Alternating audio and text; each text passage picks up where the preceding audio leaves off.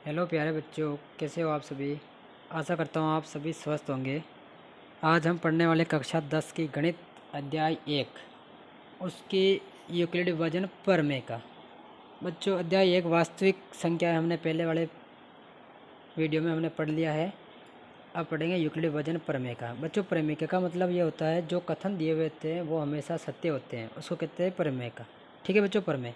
अब यूक्लिड विभाजन प्रमेय क्या है। यदि ए तथा बी कोई दो धनात्मक पूर्णांक है, ए तथा बी कोई दो धनात्मक पूर्णांक है। बच्चों, हमने पूर्णांक संख्याएं पढ़ा था। पूर्णांक संख्याएं क्या थी? देखो बच्चों, जो संख्याएं ये तो था बच्चों, ये तो अनंत तक चलने वाला था और ये इधर माइनस। ऐसी पूर्ण संख्याएं जिसके अंदर ऋणात्मक प्राकृत संख्या सम्मिलित हो वो पूर्णांक संख्या होती है। बच्चों, कौन सी संख्या होती है? पूर्णांक संख्याएं। अब बच्चों, जो ये प्लस वाली है इसको कहेंगे धनात्मक पूर्णांक। जो प्लस वाली है इसको क्या कहेंगे? धनात्मक पूर्णांक। और जो माइनस वाली है उसको कहेंगे ऋणात्मक पूर्णांक संख्याएं। कौन सी संख्याएं बच्चों? ऋणात्मक पूर्णांक संख्याएं। तो बच्चों, अब हमारे ये प्रमेय क्या बात कर रही है। यदि ए तथा बी कोई दो धनात्मक पूर्णांक है तथा ए बड़ा है बी से, बी का मान ए से बड़ा है, तब ए को अपन बी क्यू प्लस आर के रूप में लिखा जा सकता है। ठीक है बच्चों, यह समझ में। जहाँ क्यू तथा आर पूर्ण संख्या है बच्चों, क्यू का और आर का मान 0 1 2 3 कुछ भी हो सकता है, अर्थात ए बराबर बी क्यू प्लस आर। जहाँ प्रत्येक आर का मान 0 के बराबर भी हो सकता है और 0 से बड़ा भी हो सकता है, लेकिन बी के बराबर नहीं होगा, बी से छोटा ही होगा हमेशा। ठीक है बच्चों। अब जैसे मैं एक उदाहरण लेता हूँ आपके सामने 12 और 5 का। 12 और 5 का मैंने क्या लिया बच्चों? उदाहरण। अब 12 ए बराबर ए की जगह मैंने मतलब जो बड़ी संख्या है उसको ए मानना है और छोटी संख्या उसको बी मानना है। अब बड़ी संख्या 12 थी, 12 और 5 में तो मैंने ए की जगह लिख दिया 12 और बी की जगह मैंने लिख दिया 5। अब 5 को किससे गुणा कराऊं कि ए का मान या ए के मान से छोटा जाए? तो मैं 5 को 2 से गुणा कराऊंगा तभी तो 10 आएगा, और 10 में मैं 2 जोड़ूंगा तो आर का मान क्या आ जाएगा बच्चों? आर 2 आ जाएगा और क्यू का मान क्या आ जाएगा? 2। 5 गुणा 2 मतलब 5 दूनी 10 प्लस 2 12 हो जाएगा ना बच्चों। इसलिए अपन इसको लिखते हैं ए बराबर बी क्यू प्लस आर। देखो बच्चों, ये वाला हमने 9वीं कक्षा में पढ़ा। भाज्य बराबर भाजक गुणा भागफल प्लस शेषफल होता है। मतलब ये भाज्य हो जाएगा ए, भाजक हो जाएगा बी और भागफल हो जाएगा क्यू और शेषफल हो जाएगा हमारे आर। देखो बच्चों, ए बराबर बी क्यू प्लस आर हो जाएगा। इस प्रकार देखो बच्चों, हम बी का भाग देंगे ए में तो क्या प्राप्त होगा? भागफल। भागफल को क्या कह रहे हैं बच्चों? भागफल को कह रहे हैं क्यू, और जो शेषफल है उसको कह रहे हैं आर। ठीक है, आया समझ में बच्चों?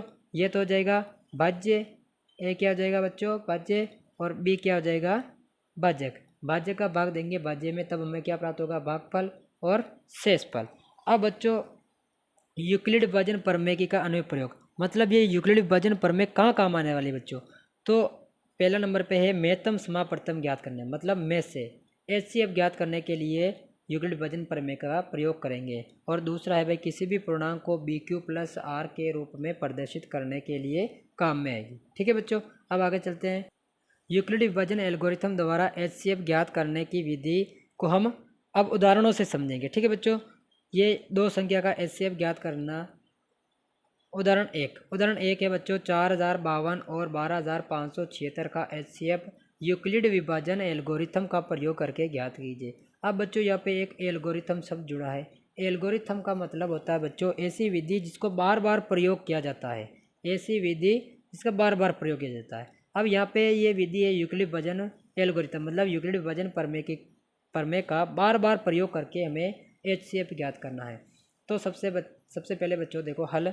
यूक्लिड विभाजन प्रमेय से हम जानते हैं कि यदि ए तथा बी कोई धनात्मक पूर्णांक है तथा ए का मान बी से बड़ा है तब ए बराबर बी क्यू प्लस आर होता है। जहाँ आर का मान 0 के बराबर भी हो सकता है और 0 से बड़ा भी हो सकता है, लेकिन बी से हमेशा क्या होगा बच्चों? छोटा।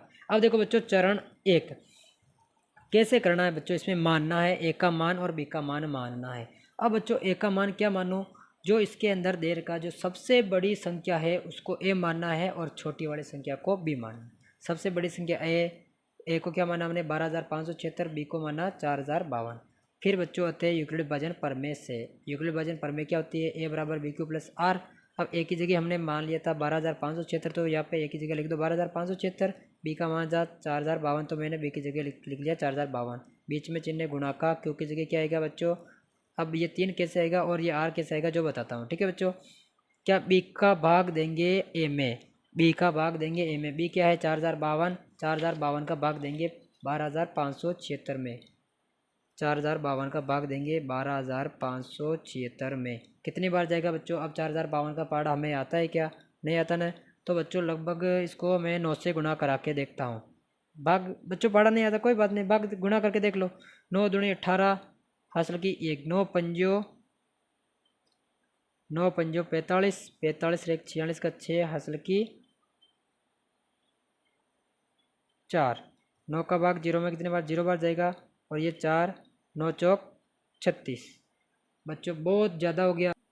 तो बच्चों हम इसको 3 से गुणा करा के देखते हैं, 3 दूनी 6, तीनों पंजो 15 का 5 हासिल की 1, 1 यू का यूँ, 3 चौक 12, लगभग बराबर आ रहा है बच्चों। ज़्यादा नहीं आना चाहिए, बराबर आ जाए तो चल जाएगा, उससे कम आ जाएगा तो चल जाएगा, लेकिन ज़्यादा नहीं आना चाहिए। कितने बार गया बच्चों, 3 बार, 12,156। अब बच्चों 6 में से 6 गया तो 0, 7 में से 5 गया तो 2, 5 में से 1 गया तो 4, 12 में से 12 गया तो 0।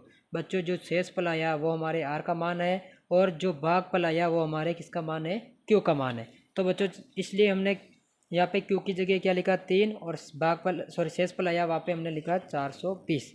अब बच्चों चरण 2 में वापस मानना है ए और बी का मान। अब ए और बी का मान क्या मानना है बच्चों, इससे जस्ट पहले वाला चरण था उसमें जो बी का मान था वो हमने माना ए का मान, बी का मान यहाँ पे था 4,052, तो अब अगले वाले चरण में हमने ए का मान मान लिया 4,052, और बी का मान जो इससे पहले वाले चरण में जो आर का मान आया है वो अब बी का मान मानना है बच्चों।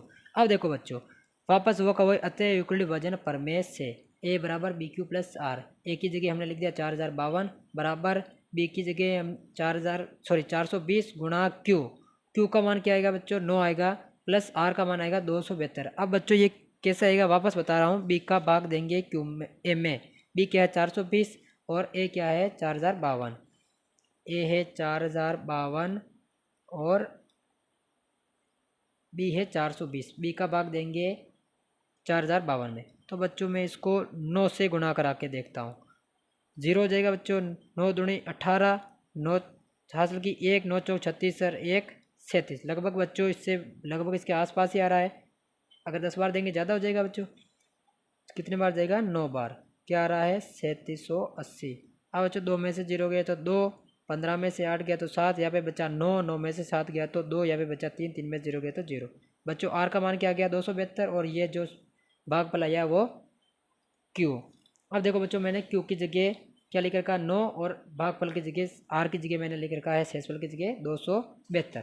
अब देखो बच्चों वापस चरण 3, चरण 3 में क्या करना है बच्चों, हमें यू का यू वापस पहले जैसे मान रहे थे वैसे मानना ए और बी का मान। अब ए का मान क्या मानना, इससे जस्ट पहले वाले चरण में जो बी का मान था वो अब हमारे ए का मान हो जाएगा, और बी का मान इससे जो पहले वाले चरण था उसमें आर का मान आया बच्चों, वो हमारे बी का मान हो जाएगा। ठीक है बच्चों, इसी प्रकार वापस यूक्लिड विभाजन पर वापस बच्चों यूक्लिड विभाजन प्रमेय से,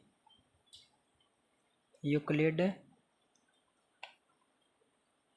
विभाजन प्रमेय से बच्चों यूक्लिड विभाजन प्रमेय क्या होती है, ए बराबर बी क्यू प्लस आर, ए का जगह ए का मान क्या है 420 बराबर बी का मान क्या है बच्चों 272 गुणा क्यू, क्यू का मान और प्लस आर, आर का मान क्या आएगा बच्चों। देखो अब हम क्या करेंगे, बी का भाग देंगे ए में, बी का भाग देंगे ए में, बी क्या है बच्चों 272 और ए क्या है 420। ठीक है बच्चों, लगभग 272 का भाग 420 में एक बार ही जाएगा, क्या आएगा 272, 10 में से 2 गया तो 8, यहाँ पे बचा 1, 11 में से 7 गया तो 4, यहाँ पे बचा 3, 3 में से 1 गया तो 2 गया तो 1। अब बच्चों आर का मान क्या आ गया 148 और क्यू का मान क्या आया 1, तो लिख दो बच्चों, क्यू की जगह लिखना हमें 1 और आर का मान क्या आया 148, मैंने इसकी जगह लिख दिया 148। अब बच्चों वापस चरण नंबर कौन सा, 4 नंबर। 3 चरण पूरे हो गए। वापस मानना है ए बराबर और बी बराबर। ए बराबर क्या मानेंगे बच्चों, जो पहले वाले चरण में जो बी का मान था वो हो जाएगा अपने ए का मान। अब जो बी का मान जो पहले इससे जस्ट पहले वाले चरण में जो आर का मान आया है वो अपने बी का मान हो जाएगा। वापस बच्चों अतः यूक्लिड विभाजन प्रमेय से, बच्चों ये चीज़ बार बार लिखनी है, अतः यूक्लिड विभाजन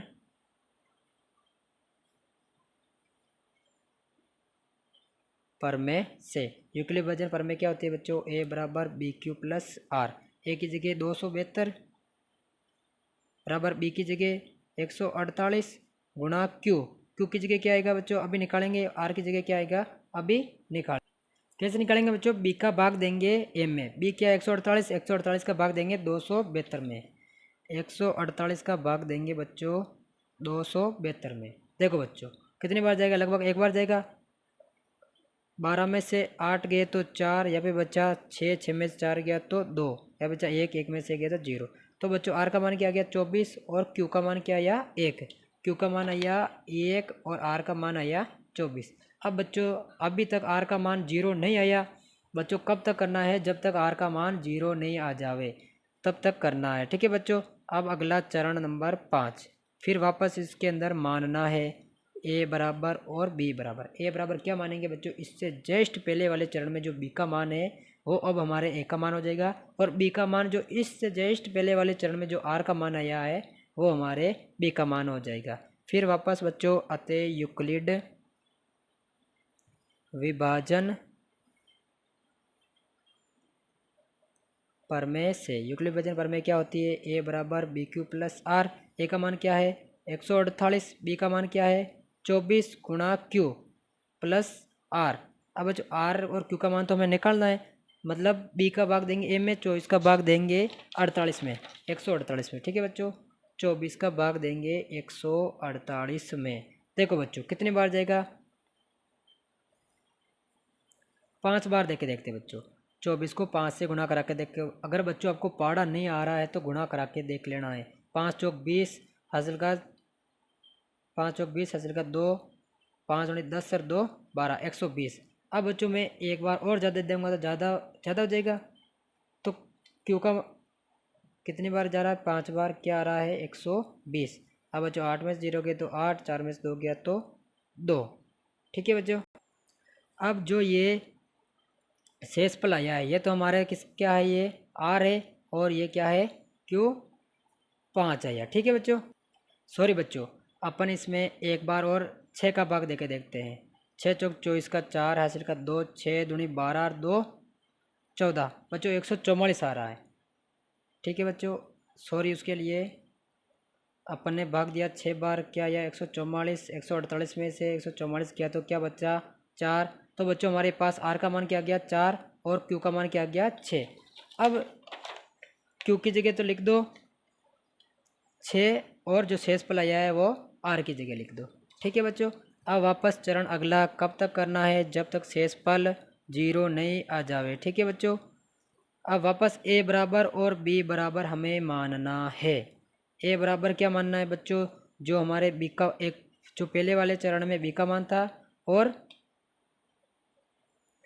बी बराबर जो पहले वाले चरण में बी जो आर का मान आया, ठीक है बच्चों। वापस यूक्लिड विभाजन प्रमेय से लिखो बच्चों, यूक्लिड विभाजन प्रमेय से ए बराबर क्या होती है बच्चों, ए बराबर बी क्यू प्लस आर। ए का मान क्या है 24, बी का मान क्या है 4 गुणा क्यू प्लस आर, ठीक है बच्चों। अब देखो बच्चों क्यू और आर का मान कैसे आएगा, बी का भाग देंगे एम में, मतलब 4 का भाग देंगे 24 में। बच्चों देखो 24 में 4 का भाग देंगे तो 4 छंग 24, शेष पर क्या बचेगा 0। आर का मान आ गया 0 और क्यू का मान क्या आया 6। देखो बच्चों क्यू का मान आया 6, शेष पर आ गया 0। अब देखो बच्चों मैंने कहा कब तक करना है, जब तक शेषफल या फिर आर का मान 0 नहीं आ जावे। अतः बच्चों अब लिखना अतः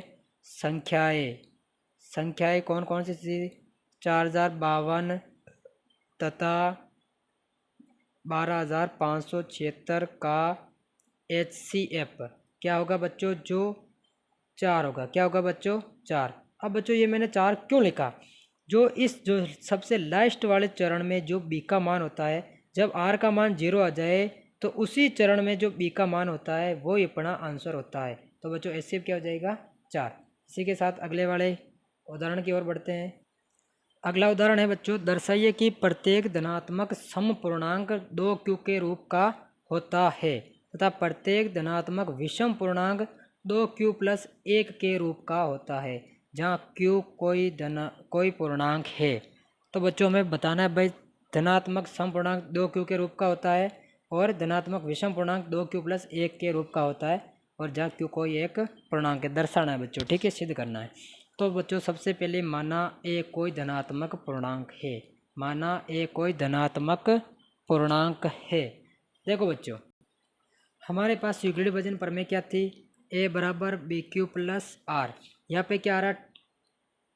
2q आ रहा है और 2q प्लस आर आ रहा है। देखो बच्चों, यदि मैं 2q प्लस 0 ले और ए बराबर 2q प्लस आर ले, तो बच्चों बी की जगह क्या आ रहा? 2 आ रहा है, तो मैं बी बराबर 2 ले लूँगा। आई नहीं समझ में बच्चों? तो यहाँ पे b बराबर क्या हो जाएगा? b बराबर 2। ठीक है, अतः हम जानते हैं कि यूक्लिड विभाजन प्रमेय से a बराबर बी क्यू प्लस आर। ठीक है बच्चों, इससे ए वे बी धनात्मक पूर्णांक है। क्या है बच्चों? धनात्मक पूर्णांक है। तब आर बराबर क्या जाएगा बच्चों? आर का मान हमने पढ़ा था, आर का मान हमेशा 0 के बराबर हो सकता है, 0 से बड़ा भी हो सकता है और बी से हमेशा कम होता है। तो बच्चों आर का मान क्या हो जाएगा? अब देखो बी बराबर 2 है, तो या तो 1 हो सकता है या 1 से छोटा 0, मतलब 0 और 1 हो सकता है। तो हमारे पास 2 स्थितियाँ बन रही बच्चों, 0 और 1। अब लिखो बच्चों यहाँ पे स्थिति 1। स्थिति 1 फर्स्ट, कब? आर बराबर 0 हो तब। आर बराबर 0 हो तब यूक्लिड विभाजन प्रमेय से। कौन सी प्रमेय से बच्चों? यूक्लिड विभाजन प्रमेय से। यूक्लिड विभाजन प्रमेय क्या होती है बच्चों? ए बराबर बी क्यू प्लस आर होती है। ए की जगह तो ए और बी की जगह क्या है बच्चों? 2 और क्यू की जगह क्यू रहने देना है, और आर की जगह बच्चों हमने क्या लिया? 0। तो ए बराबर 2q। अब देखो बच्चों, इसमें से 2 कॉमन आ रहा है। देखो बच्चों, आप सोच रहे होंगे 2 कॉमन कैसे आ रहा है? 2 मैंने यू किया इसको, और ये 2 को इसको बाहर मैंने साइड में लिख लिया। अब बच्चों किसी भी संख्या में 2 कॉमन आता है, किसी भी संख्या में 2 कॉमन आता है, तो वे संख्या कैसी होती है बच्चों? सम संख्या होती है। कैसी होती है बच्चों? सम संख्या होती है। और क्यों यहाँ पे क्या है बच्चों? क्यों यहाँ पे क्या है? पूर्णांक। तो यहाँ से 2 कॉमन आ रहा है, तो ये कैसी संख्या हो गई बच्चों? सम संख्या हो गई, या फिर सम पूर्णांक कह सकते हैं इसको। कोई क्या कह सकते हैं? सम पूर्णांक। आया समझ में बच्चों? और ये धनात्मक है तो धनात्मक सम पूर्णांक के दो। चलो ठीक है बच्चों, धनात्मक सम पूर्णांक। अब बच्चों स्थिति सेकंड। देखो एक बार तो आर बराबर 0 ले लिया, अब आर बराबर 1 हो तब। आर बराबर 1 हो तो ए बराबर बी क्यू प्लस आर से, मतलब यूक्लिड विभाजन प्रमेय से। ए बराबर बी की जगह क्या आएगा? 2 और क्यू की जगह क्यू ही, और प्लस आर, आर की जगह क्या जाएगा? 1। अब बच्चों इसमें से 1 कॉमन आ रहा है क्या? सॉरी 2 कॉमन आ रहा है क्या बच्चों? नहीं आ रहा ना। तो ये कैसे हो जाएगी? जिसमें से 2 कॉमन नहीं आता है, मतलब 2 उभयनिष्ठ गुणनखंड नहीं हो, तो वे संख्या कैसी होती है बच्चों? विषम पूर्णांक होती है, या फिर विषम संख्या होती है। अब यहाँ पे संख्या है, और क्यू यहाँ पे क्या था बच्चों? पूर्णांक था। क्यू क्या था? पूर्णांक। ये धनात्मक विषम पूर्णांक हो जाएगा बच्चों। कैसा हो जाएगा? प्लस की है बच्चों, तो इसलिए धनात्मक विषम पूर्णांक। अब देखो बच्चों, हमें क्या कहा था प्रश्न ने? दर्शाइए कि प्रत्येक धनात्मक पूर्णांक धनात्मक सम पूर्णांक 2q के रूप का।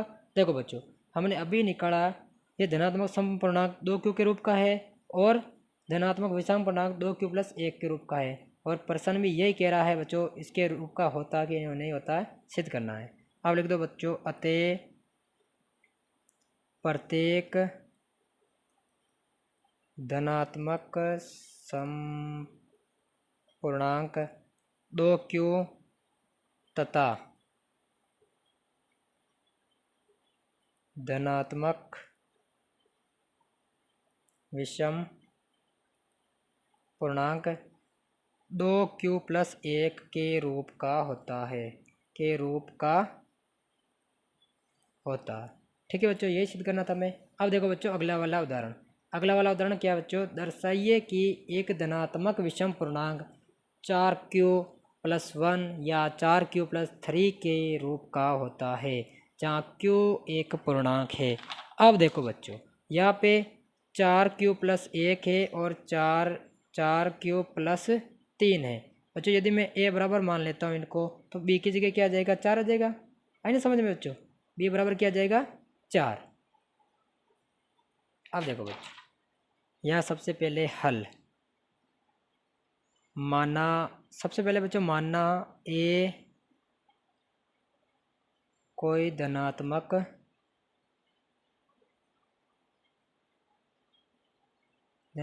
पूर्णांक है, तब b बराबर क्या हो जाएगा बच्चों, 4, क्योंकि ये bq+r के रूप का है, तो b का मान क्या आ रहा है बच्चों, 4। अतः यूक्लिड विभाजन प्रमेय से, यूक्लिड विभाजन प्रमेय से r बराबर क्या हो जाएगा बच्चों, b का मान 4 है, तो 4 से छोटा होना चाहिए मान। तो एक तो 0 हो सकता है, 1 हो सकता है, 2 हो सकता है और 3 हो सकता है, 4 नहीं हो सकता बच्चों, क्योंकि यूक्लिड विभाजन प्रमेय से हमें पता है r का मान 0 से बड़ा हो सकता है और 0 के बराबर भी हो सकता है, लेकिन b से हमेशा क्या होगा बच्चों, छोटा होगा। तो ये 3, 2, 1 और 0 हो सकता है r का मान। तो देखो बच्चों, स्थिति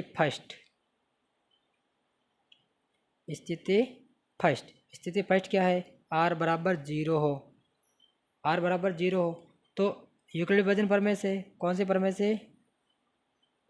यूक्लिड विभाजन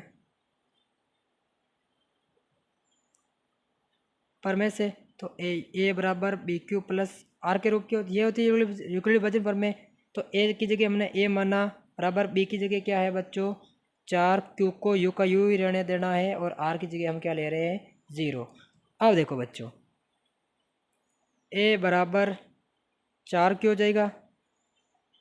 अब बच्चों इसमें से देखो a बराबर 2 कॉमन आ रहा है, तो मैं इसको 2q के रूप में लिख सकता हूँ, और q क्या है, एक पूर्णांक है। q क्या है बच्चों, एक पूर्णांक है। आई समझ में। अब देखो इसमें से 2 कॉमन आ गया, सॉरी बच्चों दिख नहीं रहा था, इसमें से देखो 2 कॉमन आ गया।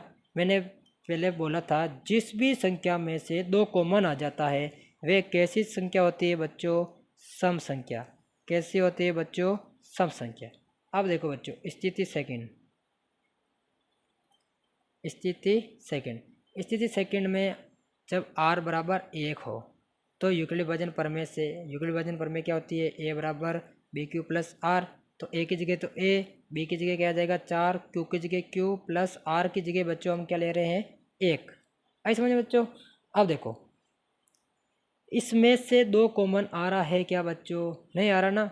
और एक चीज़ जो लिख दो, q पूर्णांक है। q क्या है, पूर्णांक है। ये चीज़ तो हमेशा लिखनी है भाई, q पूर्णांक है। अब इसमें से 4q+1 में से 2 कॉमन आ रहा है क्या, नहीं आ रहा। तो ये कैसी संख्या हो गई बच्चों, एक विषम संख्या हो गई। हमेशा ज़िंदगी भर ध्यान रखना बच्चों, जिस भी संख्या में से 2 कॉमन आ जाता है वह तो होती है सम, और जिसमें 2 कॉमन नहीं आता वह होती है विषम। अब देखो बच्चों स्थिति सेकंड, एक r बराबर 0 ले लिया, एक बार 1 ले लिया, अब लेंगे 2। ठीक है बच्चों। अब r बराबर स्थिति थर्ड है बच्चों, कौन सी, स्थिति थर्ड।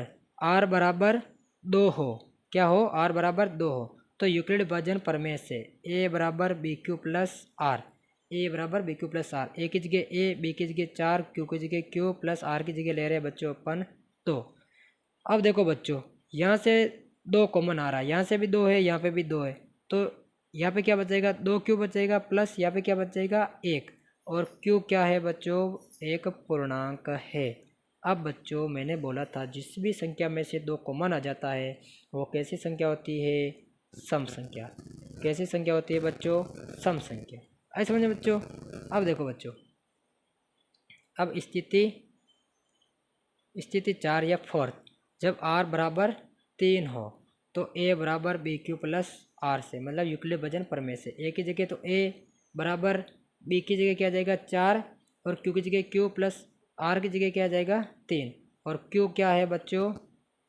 q एक पूर्णांक है। आई समझे बच्चों? अब देखो बच्चों, अब यहाँ पे 2 कॉमन आ रहा है लेकिन यहाँ से नहीं आ रहा है, तो इस पूरी संख्या में से 2 कॉमन नहीं आ रहा, तो ये कैसी संख्या है बच्चों?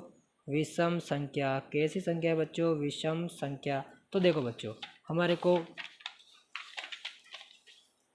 क्या बोला था? दर्शाइए कि एक धनात्मक विषम पूर्णांक 4q प्लस 1 या 4q प्लस 3 के रूप का होता है। धनात्मक विषम पूर्णांक बच्चों, 0 धनात्मक है क्या बच्चों? 0 नहीं तो धनात्मक होता है और नहीं ऋणात्मक होता है। अब चलो बच्चों एक की तरफ, एक धनात्मक है, ये ऋणात्मक है बच्चों, एक भी धनात्मक है, लेकिन विषम है या सम है? तो विषम है। अब ये विषम इस 4q प्लस 1 के रूप का आ रहा है, 4q प्लस 1 के रूप का आ रहा है। अब बच्चों देखते हैं 2 और 3। अब बच्चों जब हमने 2 लिया, क्या लिया? 2 लिया, r बराबर 2 लिया, तो ये 2q प्लस 1 के रूप का आ रहा है बच्चों, ये 4q प्लस 1 के रूप का आ रहा है, लेकिन ये एक सम संख्या है। लेकिन हमें क्या बोला भाई? ये विषम पूर्णांक होना चाहिए, सम नहीं होना चाहिए। ये तो सम आ रहा है बच्चों, तो ये कैसी संख्या? सम है, ये तो हो ही नहीं सकता। अब बच्चों ये देखो 4q प्लस 1, ये विषम संख्या है, ये इसके रूप का होता है, तो बच्चों लिख दो। अतः क्या लिखोगे बच्चों? पूछ क्या रहा है? दर्शाइए कि धनात्मक विषम पूर्णांक 4q इसके रूप का होता है। अतः देखो बच्चों, अतः धनात्मक विषम पूर्णांक, अतः धनात्मक विषम पूर्णांक 4q प्लस 1 तथा 4q प्लस 3 के रूप का होता है। ठीक है बच्चों, अब अगले वाले उदाहरण की तरफ बढ़ते हैं। उदाहरण 4 क्या है? एक मिठाई विक्रेता के पास 420 काजू की बर्फियाँ और 130 बादाम की बर्फियाँ है। बच्चों थोड़ा सा मुंह में पानी आ सकता है। वे इनकी ऐसी ढेरियाँ बनाना चाहती है कि बच्चों यहाँ पे मिठाई विक्रेता एक लेडीज है, बनाना चाहते हैं कि प्रत्येक डेयरी में बर्फियों की संख्या समान रहे तथा ये डेयरियाँ बर्फी की प्रात में न्यूनतम स्थान घेरे। इस काम के लिए प्रत्येक डेयरी में कितनी बर्फियाँ रखी जा सकती है?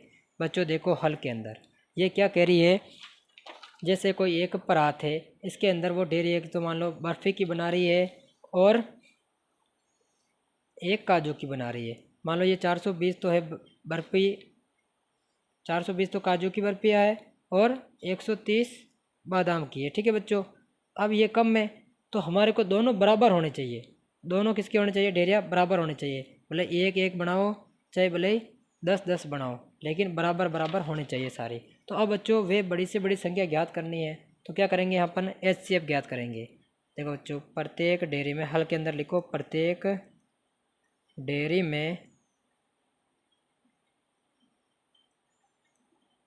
बर्फियों की संख्या समान हो तब क्या ज्ञात करेंगे बच्चों? HCF। किस किस का ज्ञात करेंगे?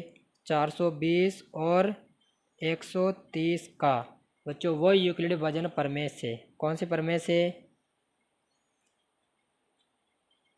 यूक्लिड विभाजन प्रमेय से। बच्चों चरण 1 में बच्चों a बराबर और b बराबर, a का मान क्या हो जाएगा बच्चों? जो बड़ी संख्या होती है वो a और जो छोटी संख्या होती है वो b। अब वापस यूक्लिड विभाजन प्रमेय से a बराबर बी क्यू प्लस आर, इस रूप में लिखने पर a का मान क्या है? 420, b का मान क्या है? 130 है। सॉरी बच्चों, a का मान क्या है? 420 और b का मान क्या है? 130। तो b की जगह मैंने 130 लिख दिया, गुणा q प्लस आर। अब बच्चों q और r का मान निकालेंगे, मतलब b का भाग देंगे a में। b क्या है? 130, r क्या है? सॉरी a क्या है? 420। बच्चों 130 का भाग देंगे 420 में, तो लगभग कितनी बार जाएगा बच्चों? देखो बच्चों, अपन 130 को 3 से गुणा करा के देखते हैं। 3 को 0 से, 3 तिया 9, 3 एकम 390, लगभग 420 के पास में है बच्चों। तो कितनी बार जा रहा है? 3 बार जा रहा है। क्या आ रहा है? 390। 0 में से 0 गया 0, 12 में से 9 गया तो 3, यहाँ पे बच्चा 3, 3 में 0 गया तो 0, 30। तो बच्चों आर का मान क्या आ गया? 30, और क्यू का मान क्या आ गया? 3। तो लिख दो बच्चों, क्यू की जगह तो लिख दो 3, आर का मान आया 30। अब देखो बच्चों, वापस चरण नंबर 2, चरण नंबर 2 मानना है बच्चों वापस ए बराबर और बी बराबर यूक्लिडी वजन प्रमेय से। अब ए बराबर, इससे जस्ट पहले वाले चरण में जो बी का मान था वो ए का हो जाएगा, और जो आर का मान आया वो हमारे बी का हो जाएगा। वापस यूक्लिडी वजन प्रमेय से, यूक्लिडी वजन प्रमेय क्या होती है? ए बराबर बी क्यू प्लस आर से। तो ए की जगह आ जाएगा 130 बराबर बी की जगह आ जाएगा 30 गुणा क्यू प्लस आर। आर की जगह बच्चों हमें लिखना है, ठीक है। अब देखो, बी का भाग देना है एम में, तब जाके क्यू और आर का मान आएगा। 30 का भाग देना है 130 में, 30 का भाग देना है 130 में। तो बच्चों 30 का भाग 130 में कितनी बार जाएगा? देखो बच्चों, अपन इसको 130 को 4 से गुणा करा के देखते हैं। 4 को 0, 4 3 12 का 2, असल की 1, 4 एकम 4 और 1 5, 520 आ रहा है बच्चों। सॉरी बच्चों, हमें 30 को गुणा कराना था। 30 को 4 से गुणा करा के देखो, 0 4 3 12, क्या आ रहा है? 120। तो कितनी बार जाएगा बच्चों? 4 बार जाएगा, आ रहा है 120। तो कितना बच जाएगा? शेष 10। आर का मान आ गया बच्चों हमारे पास 10, और क्यू का मान आ गया 4। तो लिख दो बच्चों, क्यू की जगह तो लिखो 4, और शेष पल आया हमारे पास 10, ठीक है बच्चों। अब देखो बच्चों, चरण 3 में वापस मानना ए बराबर बी बराबर। ए बराबर जो पहले वाले में एक का मान, बी का मान था वो ए का हो जाएगा, और जो शेष पल आया वो हमारे बी हो जाएगा। अब वापस वही बच्चों पर में ए बराबर बी क्यू प्लस आर से, ए की जगह 30 बराबर बी की जगह 10 गुणा क्यू। क्यू का मान क्या हो जाएगा बच्चों? भी निकालेंगे, और आर मतलब ए का भाग देंगे एम, बी का भाग देंगे एम में। 10 का भाग 30 में कितने बार जाएगा? जो 3 बार। शेष पर कितना बचेगा? 0। तो अतः HCF क्या आ जाएगा बच्चों? HCF 420 और 130 का कितना हो जाएगा बच्चों? जो बी का मान आया, बी का मान क्या है? 10। तो लिखो बच्चों, अतः क्या पूछ रहा है वो, जो वापस लिख दो बच्चों, लिख दो बच्चों। मैं ये पूछा था, अतः ये डेरिया बर्फी की परात में न्यूनतम स्थान घेरे। इसके लिए प्रत्येक डेयरी में 10-10 बर्फियाँ होगी। आगे समझे बच्चों? इसी प्रकार बच्चों हमारे उदाहरण कंप्लीट हुए। अब आगे वाले उदाहरण में अगली वीडियो में पढ़ेंगे। तब तक के लिए विदा लेता हूँ। अगर वीडियो अच्छी लगी हो तो बच्चों सब्सक्राइब करना और शेयर ज़रूर करना, और पढ़ने का आनंद लें।